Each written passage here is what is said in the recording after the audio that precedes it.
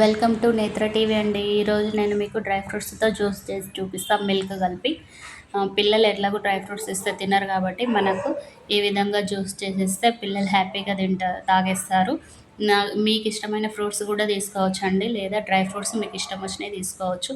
నేనైతే ఈ విధంగా కొన్ని జీడిపప్పు, బాదం పప్పు, పిస్తా పప్పు, కొన్ని అంటే మనకు ఊర్లో దొరుకుతాయి కదండి సన్ఫ్లవర్ గింజలు, అవి కూడా కొన్ని నానబెట్టేసినాను ఒక 2 అవర్స్ అలాగా.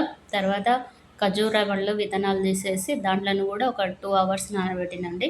ఈ విధంగా అయింది. మొత్తం కొన్ని పాలు పోసి మిక్సీకి వేసేసినామంటే మంచిగా అవుతుందండి. తర్వాత కొంచెం పాలు సపరేట్గా తీసుకొని పాలల్లో కొంచెం అంత కుంకుమ పువ్వు కలిపానండి నేనైతే. దగ్గరికి పడినాక ఈ మిల్క్ మొత్తం తీసుకెళ్ళి ఇప్పుడు మనం జ్యూస్ చేసుకున్న మిల్క్ అంతా దాంట్లో కలిపేసేయాలండి.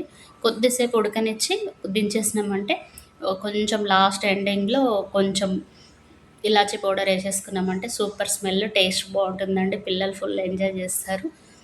ఒకసారి చేసి చూడండి. Thank you. Share, comment please, subscribe. చూడండి, సూపర్గా ఉంటుందండి. పిల్లలైతే చాలా ఇష్టపడతారు.